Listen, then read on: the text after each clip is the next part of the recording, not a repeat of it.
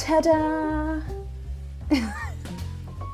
Why is it shaped like a suitcase when you literally cannot lift it? It's so hard to lift. Would anyone ever carry this with them? So I was gifted this sewing machine and a suitcase by a neighbour. Thank you, Joyce. And I was really excited to open it up and see what it looks like inside and see if we can get it working. It's been in storage for a while, so hopefully it works, but yeah, let's see.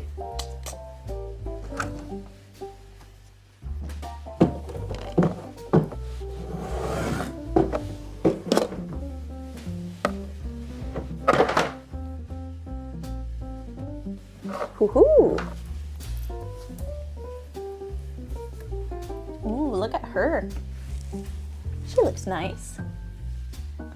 Right, let's see if we can get out all the bits.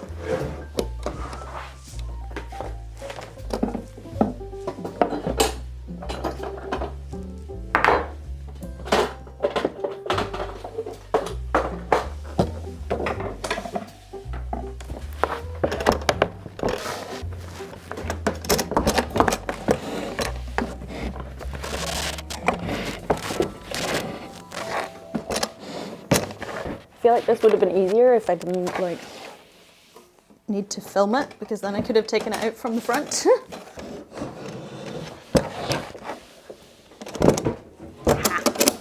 Ta-da! She's looking real lovely. She's incredibly heavy. All right, let's see what we've got. The Singer Manufacturing Company. Wonder if this one's made in Glasgow. All right, let's see, what's this? A little extension table. That's great.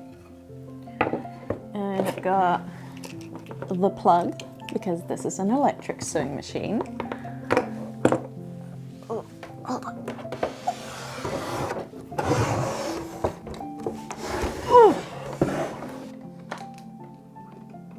my god. Oh, my back. Oh, come closer.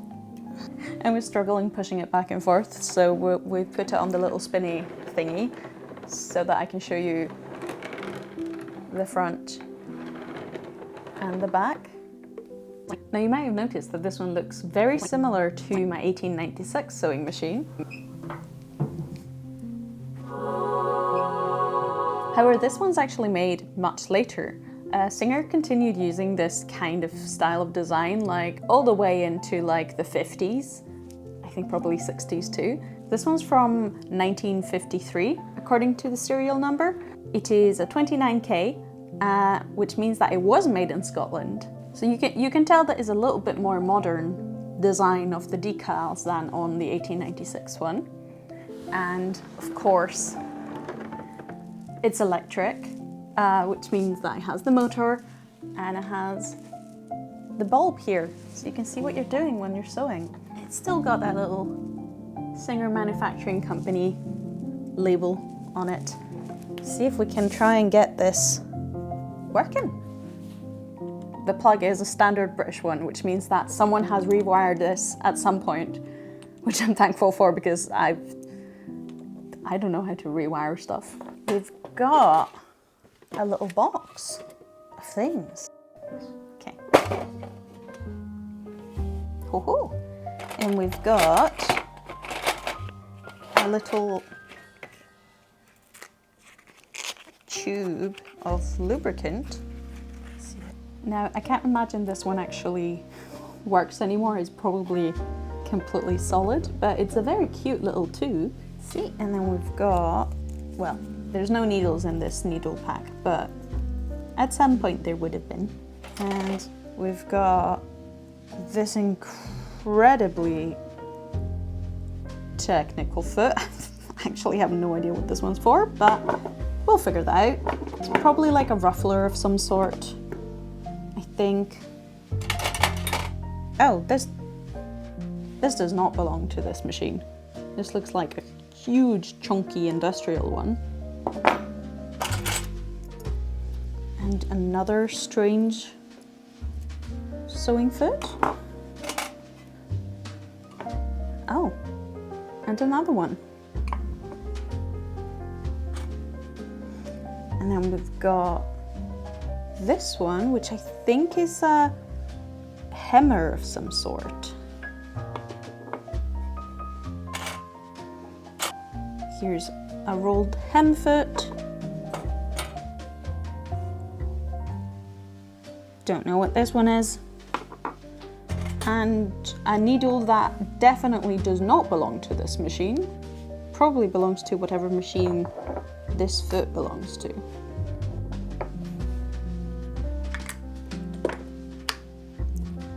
Alright, that's good.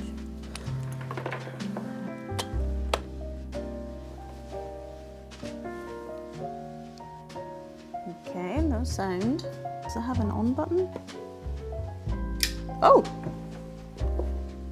The light works. Let's have a look. There we go. Ta-da! Nice, that one still works. Yes, you might have noticed that this one does not have a pedal with it. And it is obviously not a hand crank.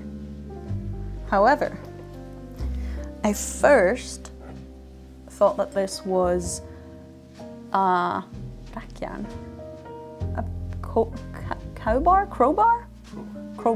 I first thought this was a crowbar. I don't know why I thought a sewing machine would need a crowbar, but actually I realized there's a little space for it to go here.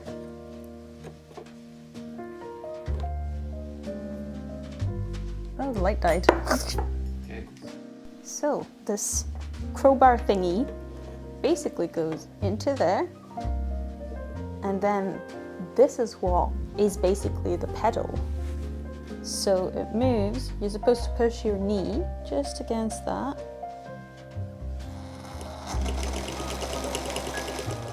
Now I've obviously not threaded it up yet, so it's not going to be sewing anything, but yeah, motor seems to be working.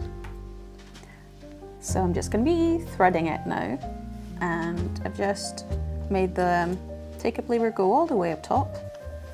So I'm going to go through the first guy, and then through the tension discs, up through the notch,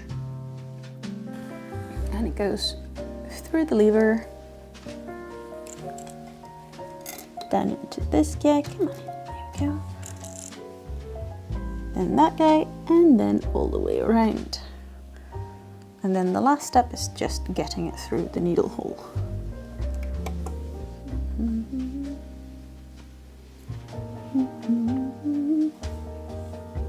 See if I can manage to do this. Ha-ha! First try. Amazing. Right, cool. And then this guy. So I'm gonna pop the ball pin in. I think it goes that way. Into there. And into the first notch. I think. And the second. And then there.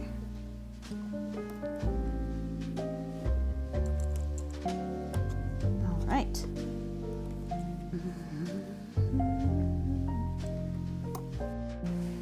Okay, let's see.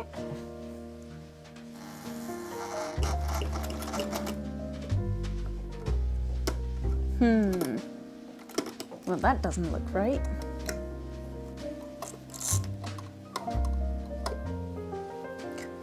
Figured out what I did wrong. I was threading it from left to right. This one you're supposed to thread from left to right.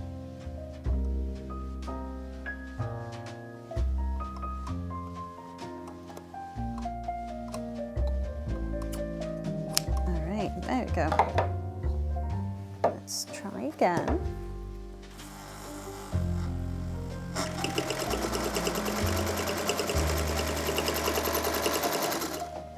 Woo! It works. It is definitely not meant for delicate fabrics. However, I might use this to make something sturdy. Can't believe it works like this well after not being used for like ages.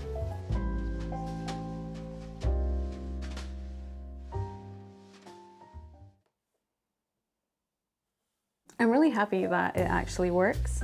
It's a really cool design. I really like this period of like the old-timey singer design, but like with the modern for the time, you know, electricals and motor and the little lamp, and it's kind of cool how they like built that around the old singer design. Yeah, I'm really excited to try and sew something on it. Wondering what I should like make. It's obviously going to have to be something 50s style, you know? You can't have a 1950s machine and not make a 1950s outfit. At least one. I was actually gifted another like mid-century singer machine, so I should probably do a video on that one too. But it's in a big cupboard. It's one of those like huge ones, so I would have to figure out how to film that. Let me know if you have any recommendations for like 1950s stuff. Like, what do you think I should make? Maybe like a fancy gown or a nice jacket, or I don't know, something. Let me know down in the comment below. Wow, did you see that? Yeah, I hope you enjoyed this little exploration of my new to me sewing machine. All right, I'm gonna pop her back in the box for now because I'm hungry and I can smell dinner. If you like this video, you can check out my other videos. You can like, you can subscribe. It's up to you. And huh? Send it to a friend. And yeah. All right, thank you guys. You